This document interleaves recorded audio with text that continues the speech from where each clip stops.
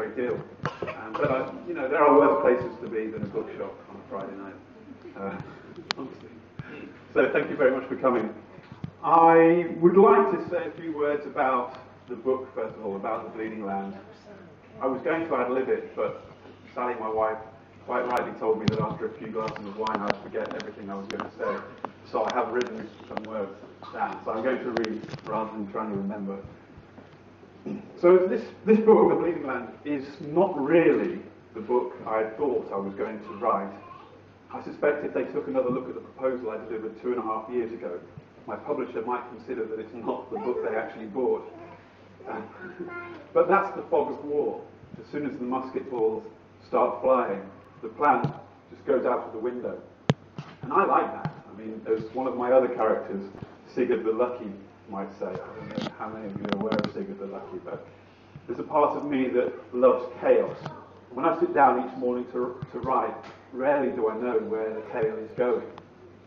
When you're sitting behind your computer day after day after day, that sense of uncertainty, of not knowing where you're going, is half exciting and half terrifying. It certainly contrasts with the reality, that being the prolonged application of arse to chair. I think that's what art should be about, you know, not quite knowing where you're going. I think I always intended to tell this story from the point of view of the three main characters. But what took me completely by surprise was how these people, Edmund, Tom, and Bess Rivers, were going to try to dominate the tale. And yet, of course, why shouldn't they? After all, it's through their eyes that we see the world. It's through them that I, the writer, and you, the reader, experience the time and place and find ourselves caught up in the maelstrom of bloody civil war. So what happened was that almost immediately the story became about the Rivers family and not about the famous Civil War battles that I thought I was going to write about. But of course, that's how it should be. Historical fiction, I suspect all fiction, only works if you can really empathise with the characters you're reading about. And empathise I certainly did, probably more than I've ever done before. And as much as I'd like to believe that I know how it feels to go raiding and pillaging, I do know that you should pillage first and then burn. It's useful information. A lot of the Raven books was pure speculation, whereas this one was much closer to home because it's a story about family. And these days I'm lucky enough to have my own wonderful family. My wonderful wife Sally, little Freya, and a boy on the way, a little raven on the flight's edge. And being a father messes with your head. It softens me up, certainly. Although those of you who have read the hang, draw and quartering scene in this book might disagree with that. Through The Bleeding Land, I realised what a twisted indulgence it is to write a novel, to explore one's own mind and delve into countless others, asking questions, seeking answers, forever learning. How far would my characters go for the sake of honour, duty, love, vengeance? And how far do these motivations measure against blood? How far would they pull against the bonds of family?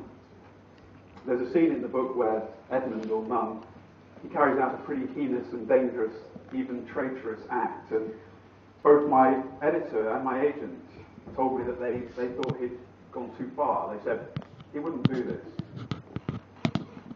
Well, you'll have to see whether I took their advice and cut the scene.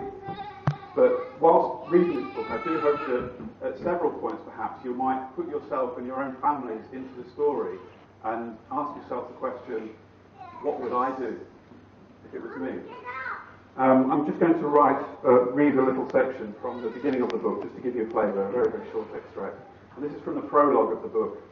And it's before the main battle, the first battle of Edge Hill. The prologue, Sunday the 23rd of October, 1642, Edge Hill. If he closed his eyes, Munn could almost convince himself that the great booms were peals of thunder rending the grey October sky. But for the screams. Men did not scream and shriek and wail at thunder. But they did when 12-pound iron balls ripped off their limbs, smearing the air crimson and leaving splintered bone and mangled flesh in their wake. They screamed then, and it was a sound from purgatory itself, tormented, agonized and hopeless.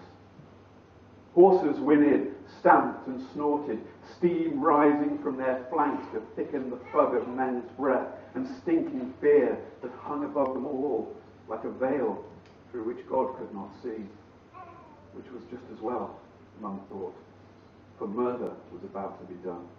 There, Hector, good boy, steady boy, he soothed, pushing against his stirrups to pat the stallion's neck where the thick veins throbbed beneath the skin. Hector snorted gruffly in reply, and Mum glanced into the throng of restless riders around him, judging his fear against theirs. For they were in the first line of the royalist horse, and it was nearly time, surely. For the best part of an hour, the cannon had roared their defiance, the fury of each barrage like a bully's bluster, hiding the fear and revulsion that really squirmed in men's guts.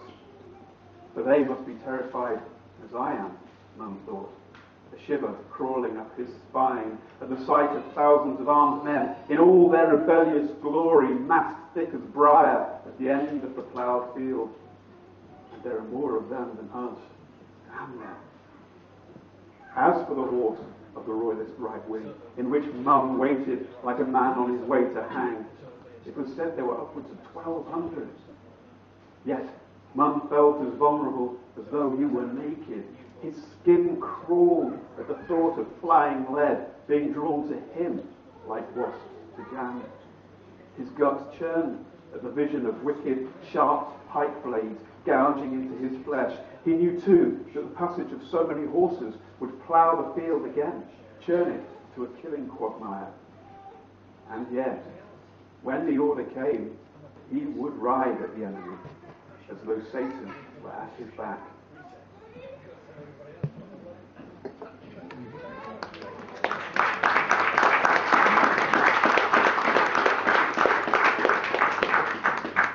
Giles and I are going to have a chat for the next